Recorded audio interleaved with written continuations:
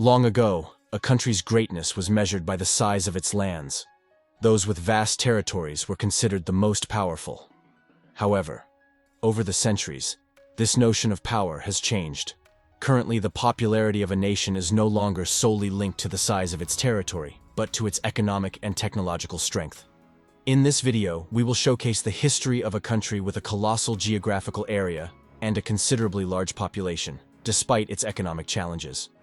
Imagine a place with 95 million inhabitants and a vast area of 2,350,000 square kilometers. This country is in the heart of Africa, in the center of the continent, known as the Heart of Africa. Welcome to the Democratic Republic of the Congo. Until 1960, this nation was colonized by Belgium and France. After decades of a rudimentary lifestyle where millions of people lived on less than $1 a day since the 19th century, the country sought its independence. Located in the center of Africa, it is bordered by countries such as Sudan, Uganda, Rwanda, Burundi, Tanzania, and Angola. The local currency is the Congolese franc, although transactions can be made with credit cards. However, it is forbidden to take this currency out of the country. It must be converted to dollars first. The average income of an adult is around 172,000 Congolese francs per month, equivalent to about $70. Now, suppose you have some Congolese francs in your pocket and want to go shopping at the market.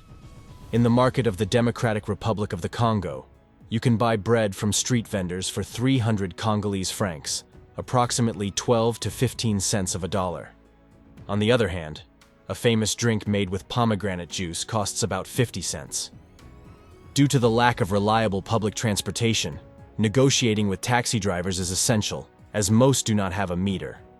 An average trip in the capital costs about 4,000 Congolese francs, equivalent to approximately $150, providing a convenient way to get around.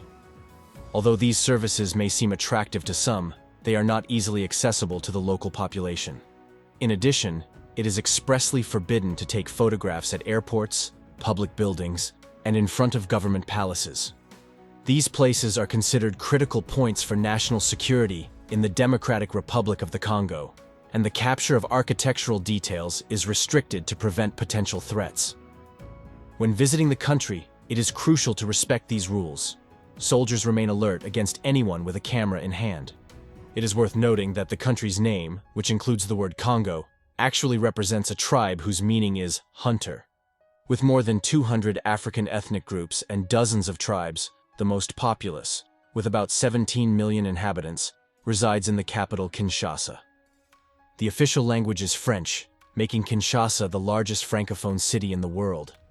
In this bustling capital, the first impression may be of modernity, but as you walk its streets, even in the central areas, you'll find muddy roads and a predominant presence of motorcycles due to their lower cost.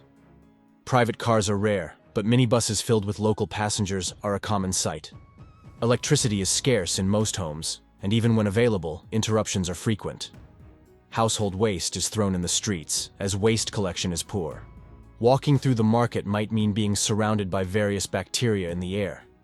It's vital to remember that due to similar situations in other African countries, it's highly recommended to receive essential vaccinations, such as those for malaria and yellow fever when traveling to Africa. The dire situation of this great country is not merely about its past exploitation.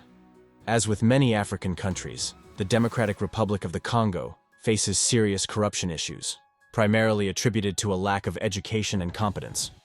Most of the country's leaders come from impoverished backgrounds, and upon gaining power, they often exploit the country for their own benefit. In a notable example, a former leader diverted $5 billion from the state treasury in the 1970s. Although he was eventually overthrown in an uprising in 1996. Problems persisted with subsequent leaders unable to curb corruption.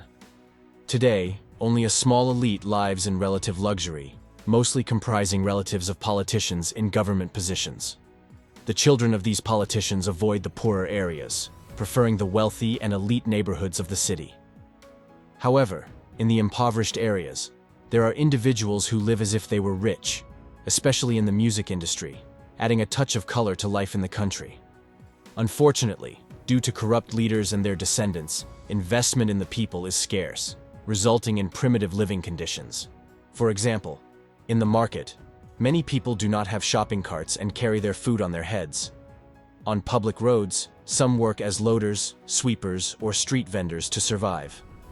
Due to the scarcity of healthy meat, people turn to alternative protein sources such as larvae, or adopt more challenging methods like buying food in the city and reselling it in villages, often traveling long distances on bicycles through muddy roads. However, bicycles are frequently used as cargo vehicles. Truck drivers transporting goods between cities also face challenges, encountering unpredictable surprises along the way. Narrow roads, treacherous marshes, and tires punctured by sharp objects are just some of the obstacles they face. The country is grappling with a series of security issues affecting the lives of its inhabitants, with United Nations peacekeeping forces present at the borders to prevent potential conflict among African states. The main reason for the tense diplomatic relations between these states is the scarcity of jobs and limited national resources, leading them to compete for resources from other nations. Deposits of precious minerals, such as cobalt and gold, are the most valuable resources in this region and often become targets of rebel groups. Although the importance of gold is widely understood, it is important to highlight that cobalt plays a vital role in our lives, being an essential component in most lithium batteries used in cell phones and laptops today. Chinese companies realized years ago that the cobalt reserves in the country would become valuable, and as a result, they acquired 15 of the 19 mining companies in Congo. Therefore, when purchasing an electronic device made in China, it is important to know that its raw materials were likely extracted from Congo. Additionally, Chinese companies have established gold mining research centers in the depths of the Congo River, with over 90% of the gold extracted going directly to these companies. Local workers in the mines face various challenges, including frequent misunderstandings and fights during work, due to the lack of safety protocols on site, resulting in many accidents. Occasionally, Africans lose control and fight among themselves, largely due to the near-total absence of workplace safety measures, with company representatives often to blame for such incidents. Besides the mines, many African workers depend on river water for their water needs. Although they drink murky and muddy water, they claim that their bodies have adapted to this situation and that they do not get sick. However, it is important to note that constant consumption of murky water can result in future cardiovascular diseases and obstruction of the digestive system. In some regions, attempts are made to provide clean water in cans, but the quantity available is insufficient due to the large population. When a water tanker truck is spotted, people rush with plastic containers, as every drop of water is invaluable to them. Given this deficiency, some Congolese families prefer to live in camps established by humanitarian organizations, as they can no longer sustain themselves. However, the number of tents is not adequate to meet the needs of the 90 million inhabitants. Workers in the mines express their dissatisfaction with their situation, working under conditions considered unacceptable, constantly covered in dirt as they dig minerals from the earth and receive only $15 a month. As a result, they develop a very negative view of Chinese companies, considering these working conditions precarious. Indeed, the working conditions of these people are unacceptable. In some cases, Congolese choose to completely isolate themselves from society, opting for a primitive life in tribes in the heart of the jungles. They set traps and use bows and arrows to hunt animals, maintaining the traditions of their ancestors and avoiding city life.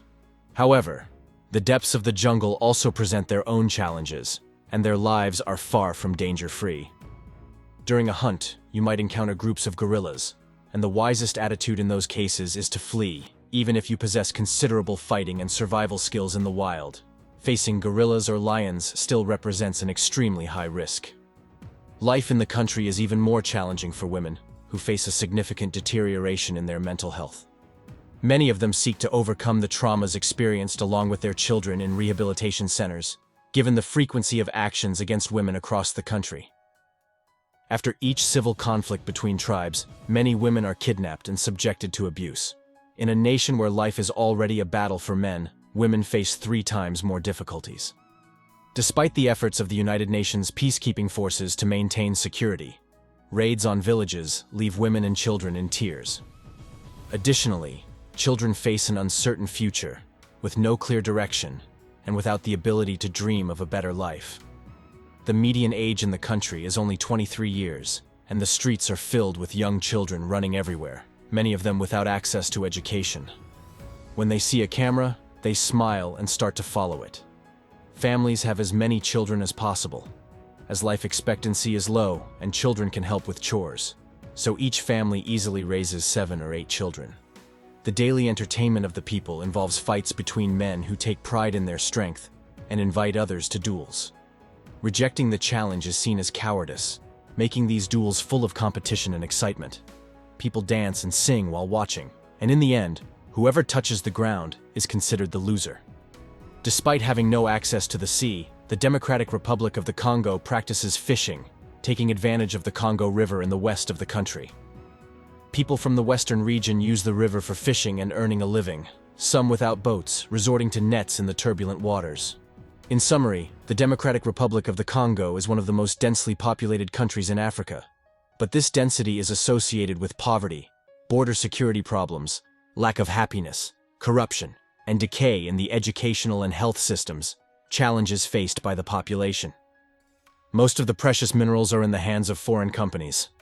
To achieve prosperity and peace, the country needs to free itself from these companies and place genuinely patriotic and competent leaders in government. Otherwise, the current situation will not improve. If you liked the video, subscribe to the channel, leave your like and your comment. See you in the next video.